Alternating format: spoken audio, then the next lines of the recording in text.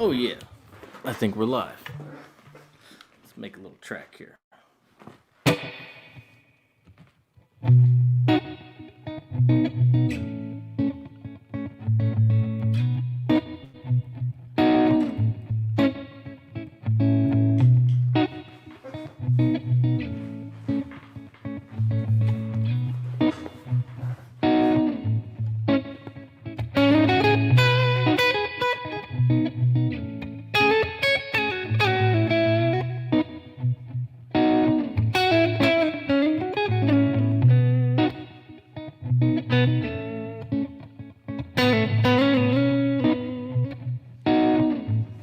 You know what? I don't like that one. Let's make another one.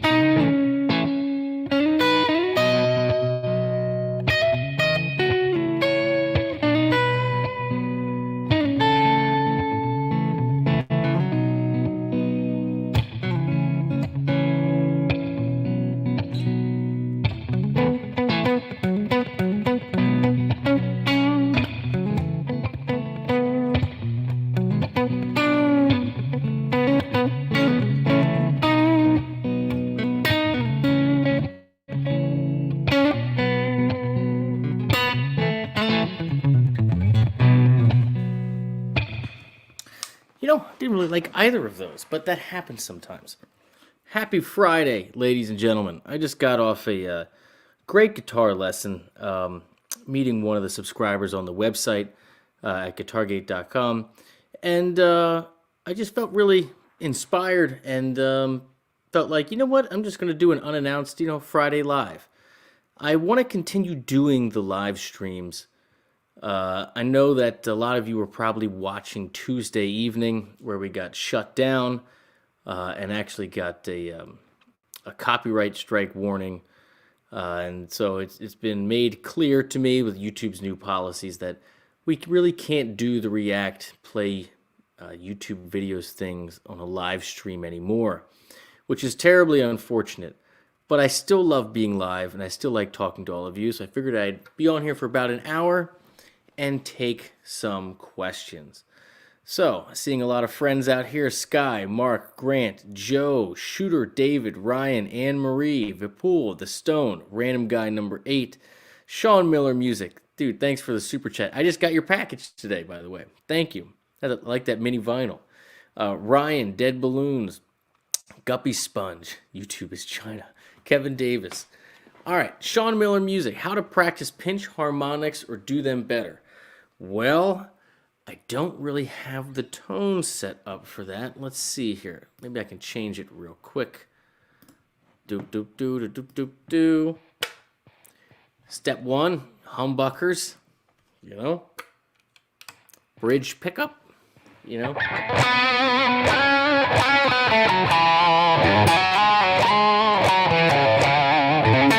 and not be direct, obviously, with all this garbage on here.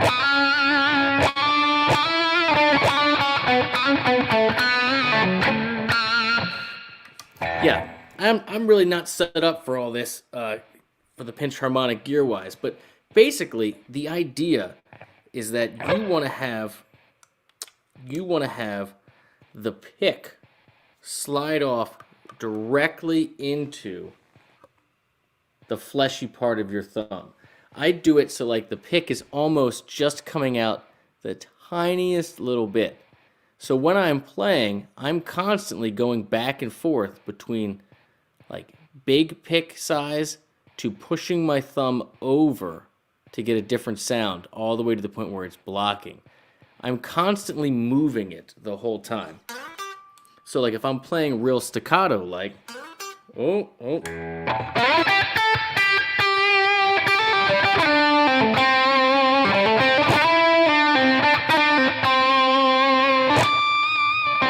And I go for that pinch harmonic, I'm literally just curling it in like that. Curling it in so that the tip of the pick basically matches the fleshy part of my thumb. And you can watch it like in your right hand, you're constantly kind of moving it around.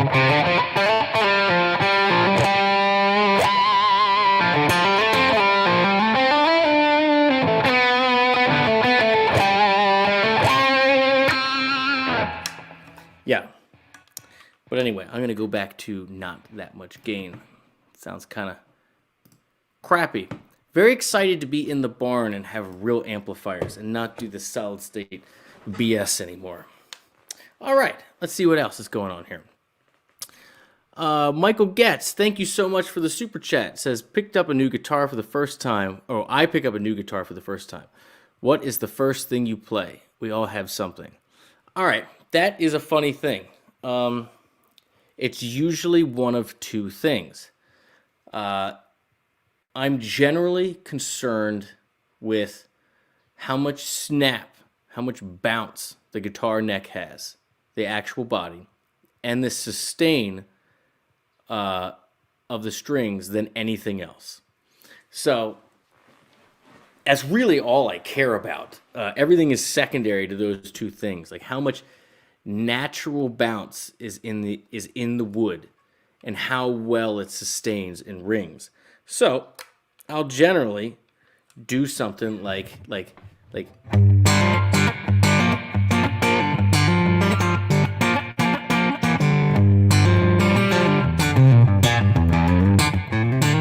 and like really over exaggerate the snap for the hybrid picking.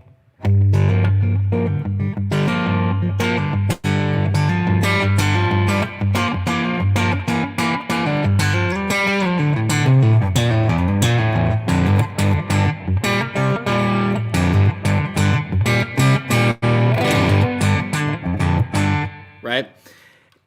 That's step one. If I feel, I mean, you're always going to have some natural neck compression. But if I feel any instance of a dead neck, I put it back. I don't care if it's free. I don't care what the brand, make or model or year or condition or price. It doesn't even matter. You all know when you get them. If you tug on it and you slap it and it doesn't hit back, if you feel like it's just stuck between like a 3 and a 7 and it's just compressed right out of the gate, wouldn't take it if you gave it to me. The other thing I always check is just does it ring? Does it ring? Can I make a single note sustain with very, very little vibrato, or do I have to fight for every piece of it? If I can just do a simple 1, 2, 3,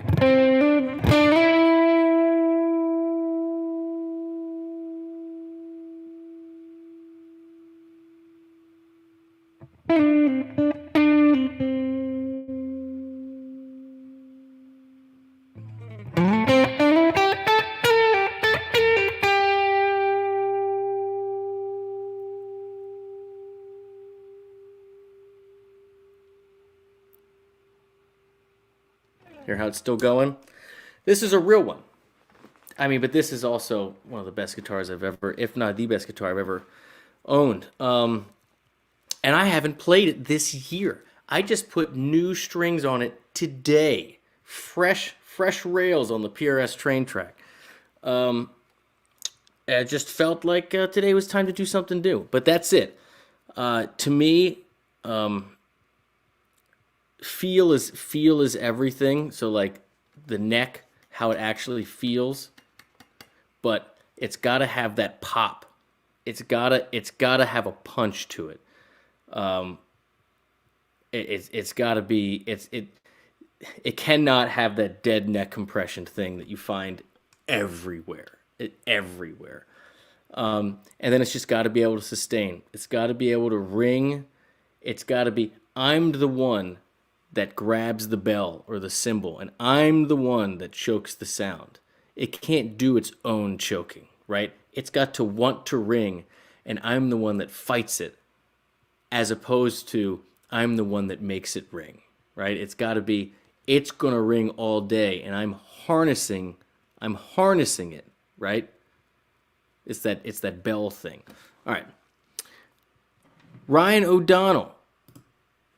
How should I learn melodies of songs? I know you can do it by ear, but I definitely cannot. Trying to take your advice of learning all the parts of the song.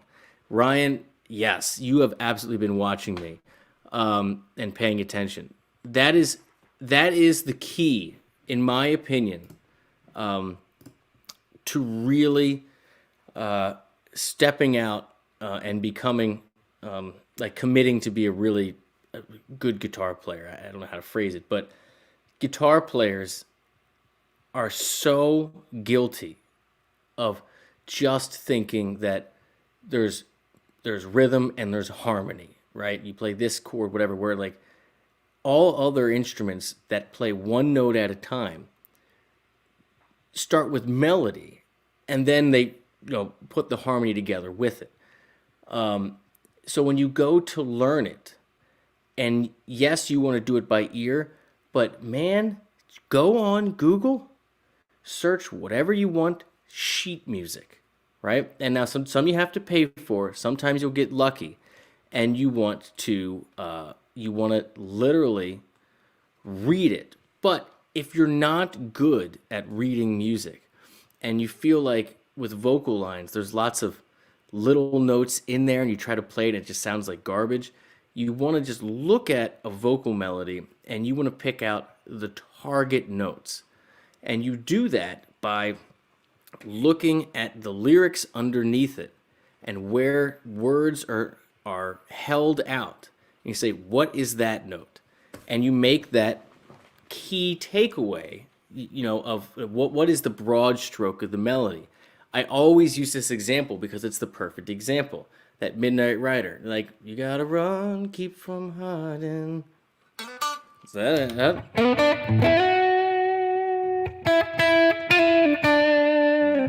Now, he will have all kinds of little notes in there, but the broad stroke is root to the third, down to the 9, back to the root. That's the key takeaway. Now, what if you can't read music at all? Piano tutorials. Yes, one of the best secrets on the internet to learning melodies or arrangement or whatever is piano tutorials. Search how to play blank blank on piano, and you'll never get the guitar parts. You're just literally getting the chords and the melody. And you can see it. There's white keys and there's black keys. And so literally slow down the thing on YouTube, start and stop the video. And when you hear that note and you don't know what it is, look at their hands and you'll see, oh man, that person is playing the first black key in a set of 3. You're like, okay, that's F sharp or G flat. Find it, and then, if it's right or wrong, adjust, but literally watch with your eyes. And you can see whether they're hitting white keys or black keys. So just learn the basic keyboard, that sees the white key to the left of 2 black keys, and then it's just C to C, And then your 5 black keys are your sharps and flats, sharps going up, flat going down, whatever, and be able to figure out where those notes are on here. And a combination of those 3 is how I used to always learn melodies I couldn't pick up when I was doing the cover band thing. I would listen to the album. I would listen to the band covering it. I would listen to a other band, like a cover band covering the song I was trying to learn.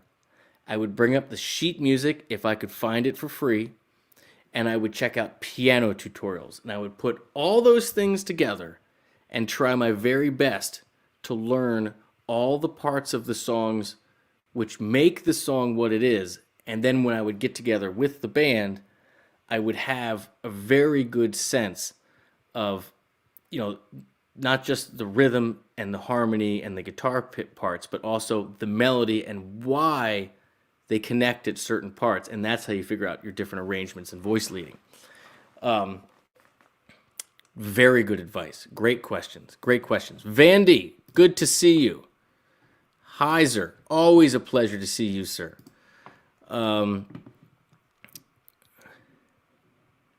Ryan, when's the Dead deep dive? Soon. I've been wondering what the next one is to do. I'm thinking about an Eyes. I'm happy to hear what you would like me to see, but soon, very, very, very soon. I have been absolutely inundated with getting the barn together, and also I've committed to responding to every comment and video submission on GuitarGate that I can. For a long time, I tried to manage way too many things, and for lack of a better word, neglected the community of people posting videos, completing lessons, and asking questions over there. And the moderators jumped in to help me, and we made this whole new moderator dashboard, so it's very easy to see when people post things. And so I've really tried to streamline what I do. I make the reacts, I'm working on courses, and I practice, and I answer the emails and all the messages and watch all the videos on the GuitarGate community. And that's like what I've boiled it all down to. So it's taken me a while to get back into doing things that require a lot of time, like the deep dives and make videos. But believe me, I'm going to do it soon. So that's why I've been so busy. I've been just deep into the website, which is great because it's how all of this is possible. All right, next up. Jay Scott, new lifetime member. Thank you so much, man. I really appreciate you. Like, again, you guys make it all possible that come over and subscribe on the website. It really means the world to me. Charlie Smith, massive fan. Thanks, brother. Been a member for a while. Great. Any advice on learning and using intervals? Love from England. So, here's the thing. And I just had this conversation with a student. The thing with intervals that clicked with me, the thing that made a difference for me, was not saying, oh, I'm going to work on my sixths today. I got to figure out how to make flat nines work into my lines.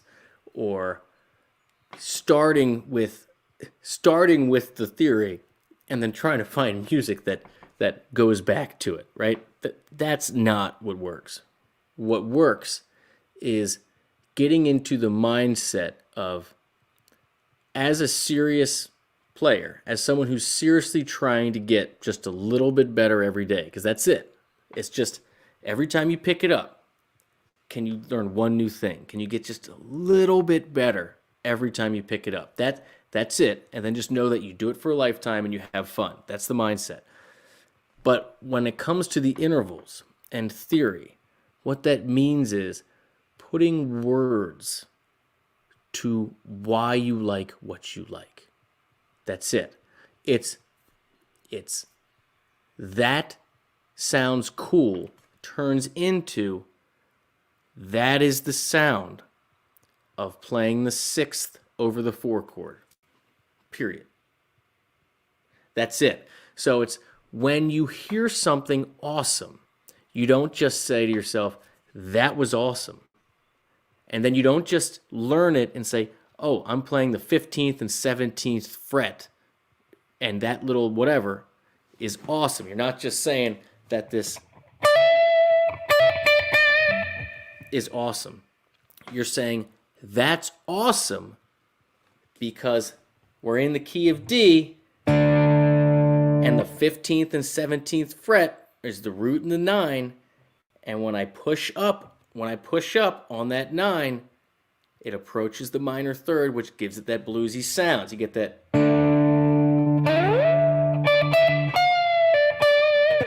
Right? Not the best example, but that's the point. That's how you learn and use intervals. They are the language with which you attach to things that sound cool and get stuck in your ear. So that way, when you're in different keys, different tempos, different progressions, different whatever, what you pull out of your bag is not one static lick in one key that you pulled from one song. What you're pulling out of your bag is, I can bend the ninth to the flat 3 over this chord, and it will give me that sound that I love, that particular sound. That's it. All right. Matthew, great question. Any recommendation for overcoming fear? Been married for 11 years, never played in front of my wife or anyone else except my best friend. You are not going to expect the answer to this question, man. So, or at least my thoughts on this. From the very first time I picked up the guitar to the time I went to GIT, to music school, to see if I actually had it, to see if I could be as good as I thought I could be, if I finally grew a pair and bet on me and not just osmosis. I only played alone in my room or with my one drummer friend. Period. I did take lessons, but it wasn't something that I shared with anyone. You can call it a fear of failure. You can call it a fear of success, which I think is what it was with me. The fear that I'm actually not going to believe in myself and get as good as I think I can be. I'm afraid that I'm going to watch myself not fulfill my own potential. And when I realized that that was the root of it, that my anxiety and depression from my own ego and self-esteem attached to this, because I loved it so much and it meant so much to me, and music saved my life as a kid. It was my escape forever. It still is. When I realized that my anxiety, fear, apprehension, the reason I haven't shared it with anybody was because I was afraid I actually wasn't going to fulfill my potential, that I wasn't going to give myself a shot to be the me that I know I could be.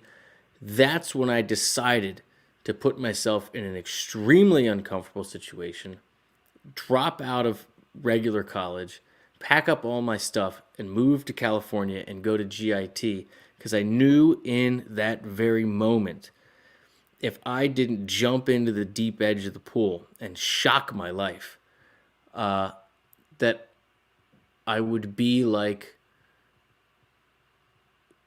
I would be like Thoreau, that I would die with the song still in me, and I would be living that life of quiet desperation. It would haunt me forever. And so, fortunately, I did it, and still to this day, every day, I it requires all of the energy I have within me to wake up, to choose to bet on me, to allocate time to that, to make that the to make that okay, to do that, and to accept the fact that sharing that journey and process is absolutely key and crucial to growth.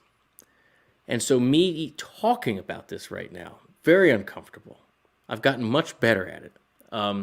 But I share all of this because even if you've only played for your best friend or not your wife, as soon or done an open mic or whatever that step is, right? For me, that fear didn't come from not being good enough. It came from, knowing that I wasn't doing my best, that I wasn't that it was because I cared so much, not too little, right? And so my advice to you would be the same advice I give to myself every day. And that's knowing that self-esteem comes from effort. It's earned. And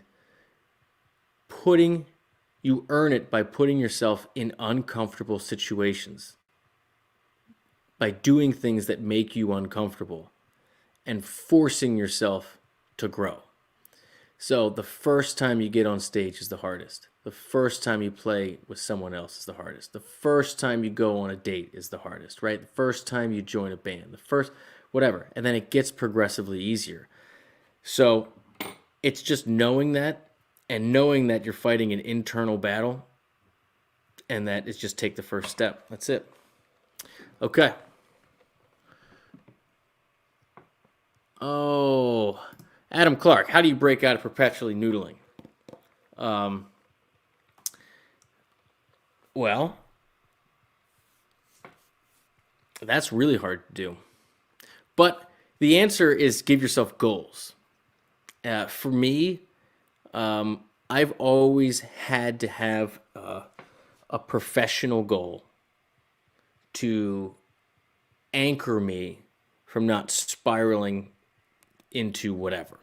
Meaning, I taught in-person lessons, like 50, 60 students a week for so many years. A lot of it, honestly, wasn't just because I needed to make a living and the money. It's because I knew that would keep the guitar in my hands at least 6 hours a day. We always, we all have that thing where we just always do what's easy. We don't actually work on things to get better. And so when you're a teacher, every 30 minutes, someone comes in the room and wants you to teach them something different or has different needs or whatever, and you're forced to get better.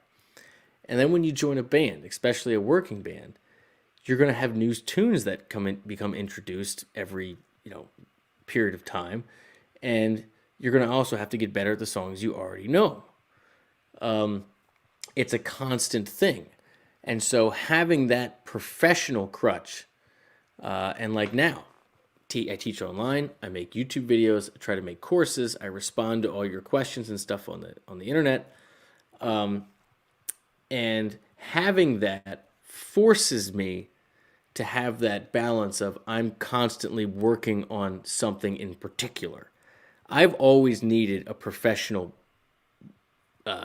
thing that a ball that I can't drop to keep me from playing the same old licks and the same thing. I know that about myself. I've built my world around accountability to force myself to continue to get better. So much of what I do, frankly, if we're being honest, so much of what I share and choose to do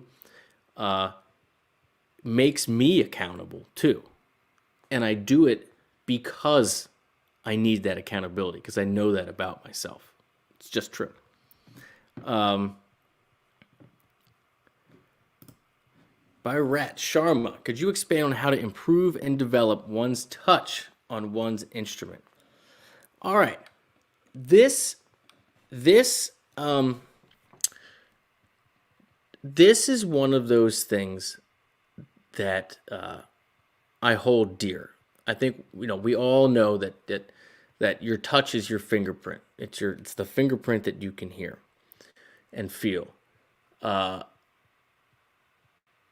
Working on touch is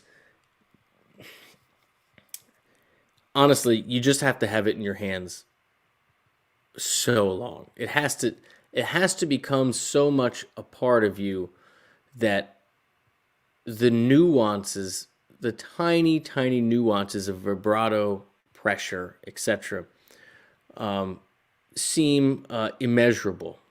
Like there's an infinite number. There's an infinite number of ways you can do vibrato. It's every little movement is felt and heard. That comes with serious time. But it also comes with a commitment to listening and feeling for that. Meaning, don't play with a lot of gain. Don't have your sound swimming with delay and all these different things. Pick up an acoustic guitar. You can always tell someone who spent a lot of time with their instrument, regardless of genre, if you put an acoustic guitar in their hands. When it's literally acoustic, it's wire and wood. And you can tell right away if they have it. You can tell. You can tell if they have it. If they've put in their 10,000 hours or working towards it or whatever, versus someone who's just muscling through a song or something. You can tell they're feeling the instrument and they're hearing the intonation and adjusting their pressure, right? You can tell. And when it comes to electric guitars, because I think tone and touch and all that dynamics are the most important things to me, that's why I don't have much of a signal chain, and I want amplifiers that are the most responsive, that have no sag, and I never owned a compressor pedal in my life. Don't really even know what compression does. I know I'm not interested in it, and so that's the thing. You want play acoustic. Remove all the things that alter your touch, right? And just try to pay attention to it. Honestly, clean, clear. Jarrett, good to see you. When can we have a GuitarGate get-together weekend festival? All right, two things. One, I will be at Summer NAMM if it still happens in Nashville. So if you're there, shoot me a DM or just keep an eye out for me. I don't know. My DMs are kind of a dumpster fire, or email or something. But two, also, NAMM in Anaheim in January. I will be there. Aside from those two things, if you're in the Mid-Atlantic region, I will be I'm going to try to go to a lot of shows. I'm going to try to go to the Den Company in Bristow, Virginia. I'm going to try to go to Humphreys in Frederick. I'm going to the Outlaw Music Fest in Merriweather. But beyond that, once I get this barn together, I really want to do things like Mike, what's his last name? I can't remember his last name. Like the prolific drum teacher out in California does, where he has like clinics and week-long things. I would love to work towards doing that. I'd love to meet a bunch of you face-to-face and do like a whole big thing. It'd be awesome. Joshua, thanks for the donation, guys. Any tips for thumb pain? I pre-stretch and post-stretch, but long sessions turn my thumb numb. I'm assuming it's the thumb on your picking hand, right? Um, I I I wish I could help. I mean, if it's a blister, you just got to build the callus. If it feels like a tendon thing, most of the solutions you'll find are just in relaxation, and you find that you're playing too stiff and too like jackhammery rigid. You want to try to always keep the flow and be relaxed.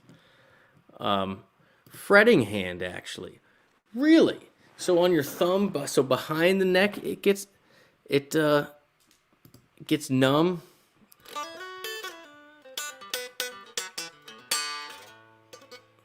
I don't know, man, but I can tell you that I have some nerve issue too. Sometimes half of my finger will go numb, and I have to like shake it out. If I run a fair amount, like sometimes half my foot goes numb. The numbness nerve thing, I have not figured out. I wish I had some way to help you. Streetwise Guitar, you made an entire video about guitar player injuries, dude. Link it up, drop it in there. Yeah, usually it's a stress thing. Like you're just squeezing too hard. You're not relaxed whenever you're doing anything like that. All right, this is great. This is great. Check out Fur Peace Ranch if you want ideas about how to do get-togethers, lessons down the road. I will. I definitely feel like I'm probably a year out from doing those, if we're being honest. But I would love to. I'd love to work towards that. Okay. BV, how's it going? How's it going? Yes, you're on it. You're on it. Okay. Let's see. Super glad you're doing this. Any advice for someone who played about 10 years but has been out of practice 10 years? John, yeah. You know, here's the thing. If it's just like if you used to be in shape and then you let yourself go and then you want to be in shape again. You can't start where you were before. You got to work up to it. As much as we talk about it's all in the ears and in the brain, this is muscle and bone and tendon and stuff. And it takes time. So you have to have that balance. You got to start with exercises, start slow.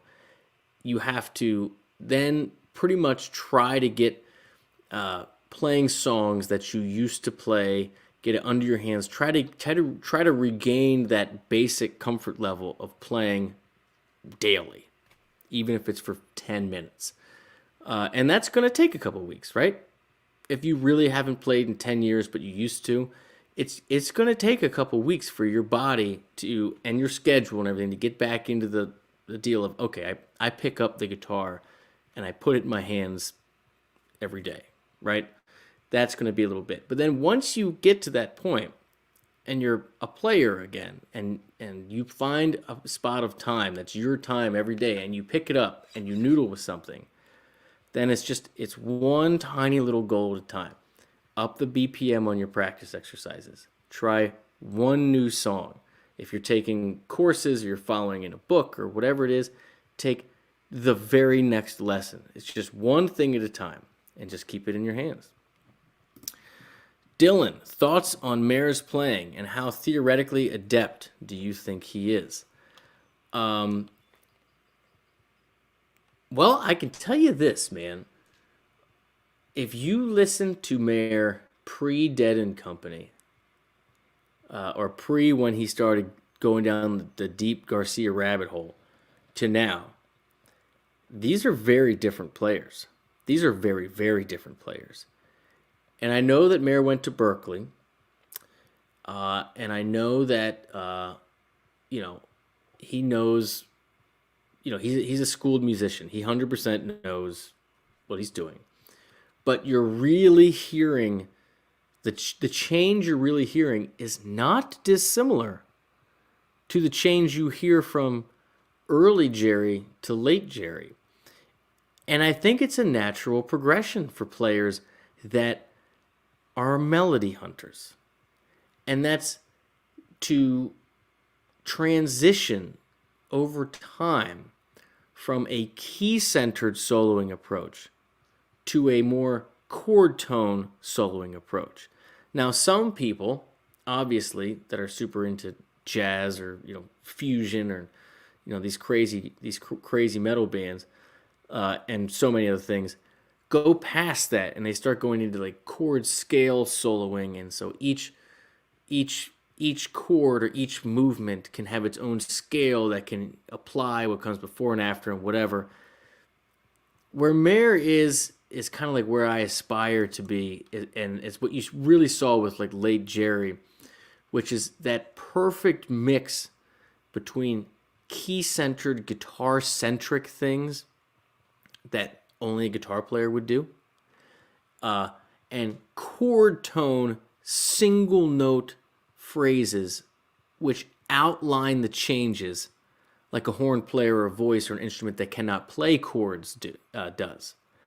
And that commitment to the melody and knowing where all your thirds are and all your chord tones when you're going through connecting chords with melodies, I mean, hard to find someone better in the game right now doing it better than Mayer. And just compare what you see him do with Dead and Company to what his blues-based stuff from before. It's a very natural progression. It makes complete sense to me. I feel like I'm in the same whatever. Mr. Tonic Amps, how are you, sir? How are you, sir? All right, we got about 15 more minutes here. Let's see. Yeah, Vandy, I hope the car is fixed. Oh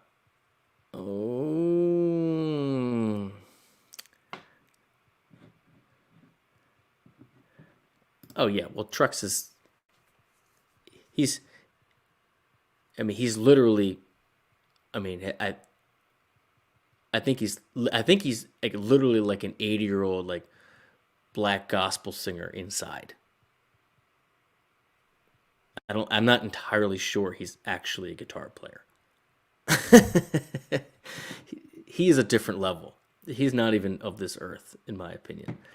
Yeah, Randy, Tomo is the man. Tomo was just on this channel not too long ago. I highly recommend Tomo's lessons. Guys, you don't have to choose 1 or 2 or 5 teachers. That's like the beauty of the internet. You can choose to say, okay, I'll learn this person for this stuff because they focus on that, and this person for that stuff. I highly recommend Tomo's lessons. Highly. Let's see, going down. Kirk, thank you so much. I really do appreciate it. Landon, good to see you. How do you begin to connect solos? I'm at the point where I have plenty of riffs to play in different situations, but I don't know how to bridge them. Well, kind of the same conversation. My advice is to learn melodies. Just think melodically. So like check it out. Like let's say I'm in D, right? Screw it. We'll do it in B.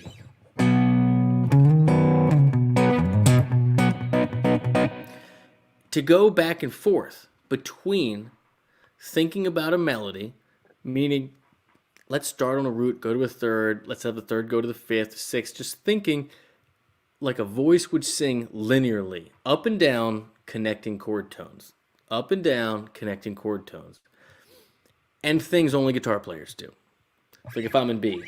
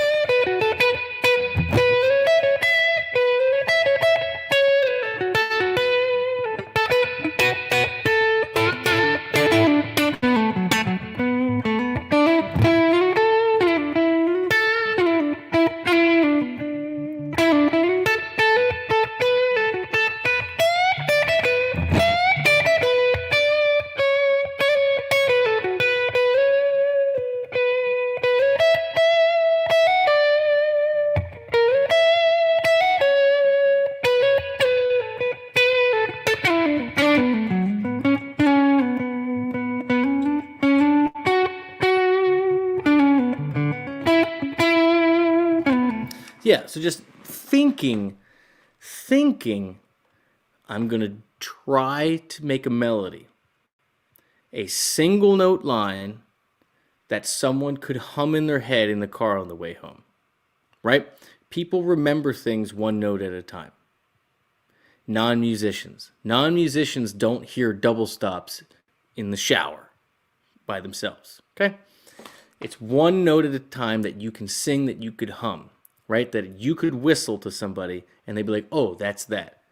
That's a melody. So thinking about it like that versus this is my lick.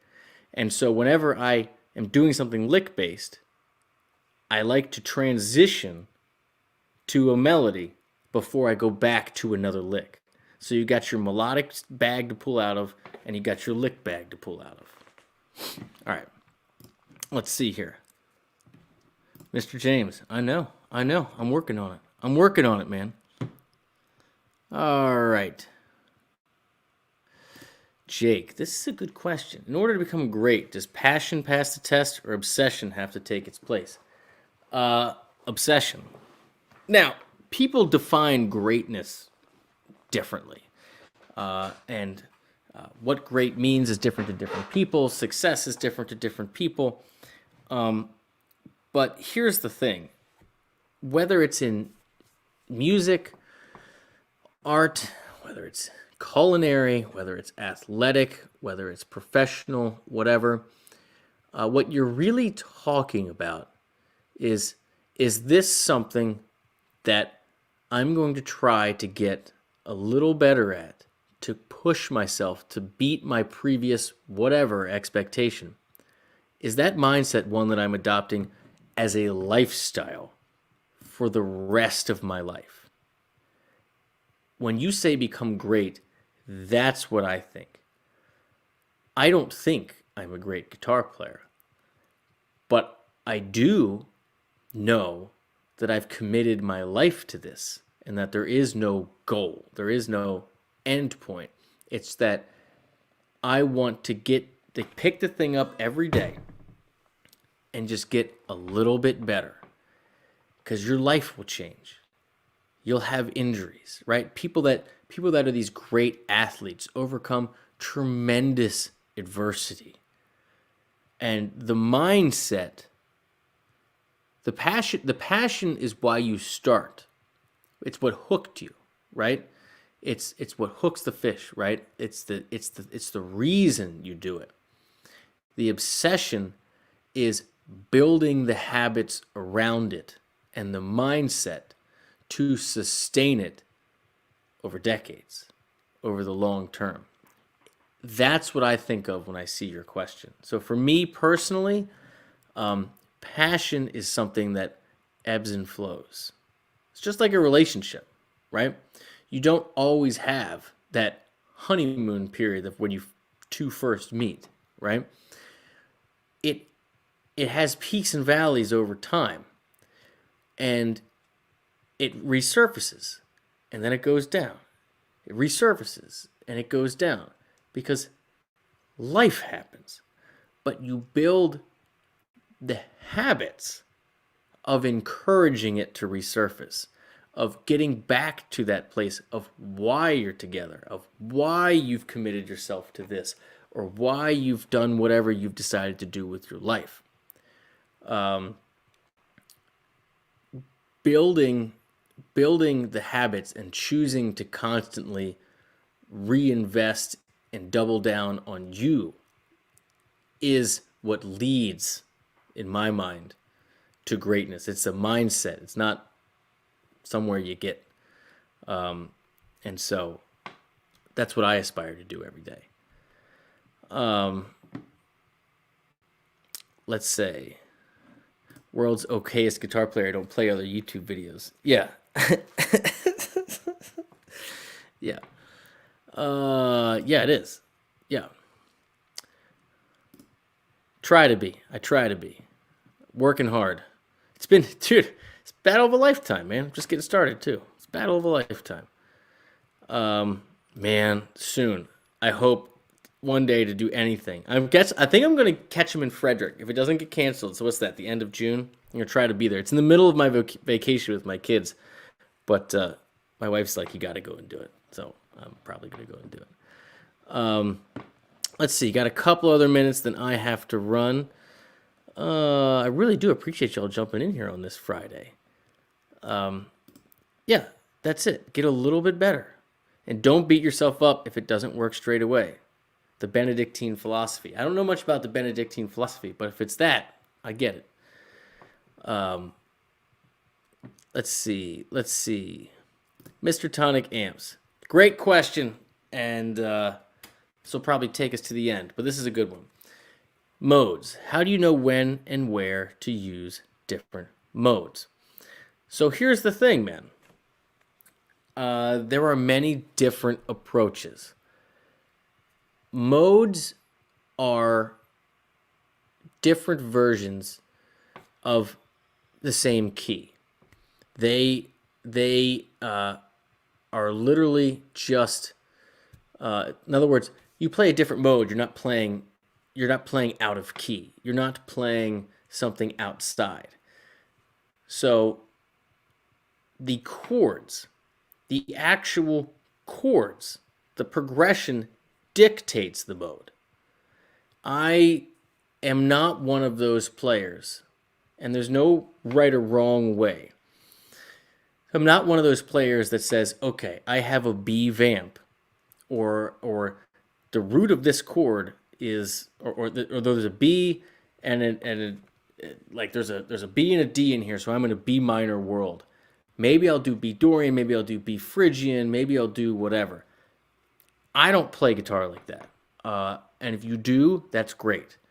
I only play modes if it's dictated by the chords, because I feel compelled to say something that's the most descriptive about the chords that the writer chose. And generally speaking, when you learn the melody of songs that you like that are in modal progressions, they outline those chords. And you'll find that it's usually the third that makes that mode have to be in there. The third is everything. So check this out. So, classic example. Why would we play B Dorian instead of B Aeolian? Well, the answer is your focus the 2 chord or is it the 6 chord? So let's say I have a B minor,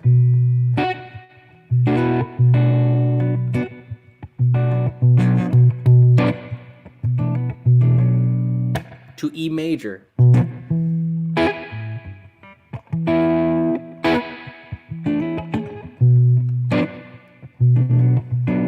so you might be thinking to yourself, well, that can't be in key. Where is there a 1 minor and a 4 major? Well, what this is a 2 chord and a 5 chord in the key of A.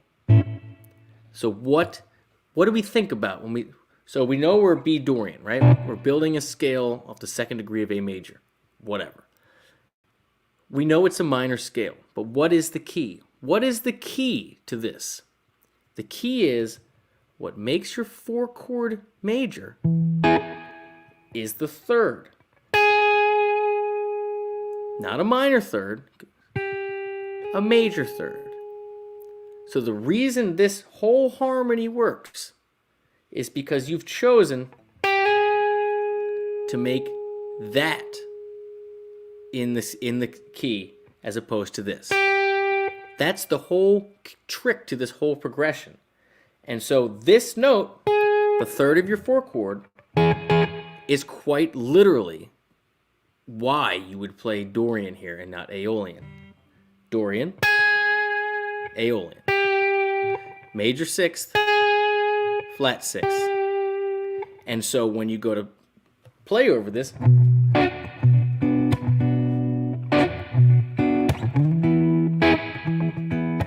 you accentuate it.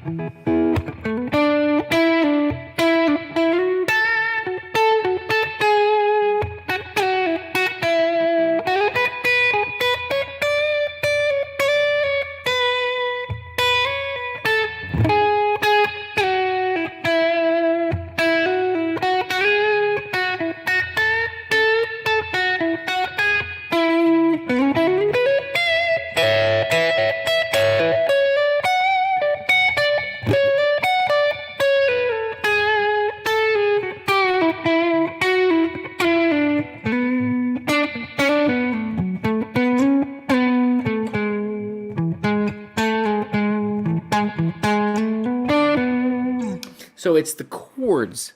It's the chords that make the different modes different. They aren't any different by themselves. They're static. To make them different, it's all about the chords. So it's usually the third. It's one note that's different in a progression that makes it sound modal. Identifying what that is what's going to make you play that mode as opposed to just your pentatonic or whatever. Basically, the key to everything, on a basic level, is determining the function of a chord, and the function is determined by the third. And if you outline where those thirds are, and usually the melody will do that, if you find yourself in a mode, good, you're in a mode. If you find yourself just in major, great, you're in major. It's knowing where the thirds are of each of your chords that are going to give you your framework and to answer all those questions. It's true. It's true. All right, on that note, thank you very, very much. I got the thing at 2 o'clock. I love you all. Thank you for tuning in, all 349 of you today this Friday. Have a great weekend, and stay tuned. And remember, just pick it up every day. Keep it in your hands. It's about repetition and not duration. 10 minutes 5 times a day is better than 50 minutes every day. Take it to the bank. If any of you are interested in my lessons and courses in like a systematic way, I would love to have you over at GuitarGate.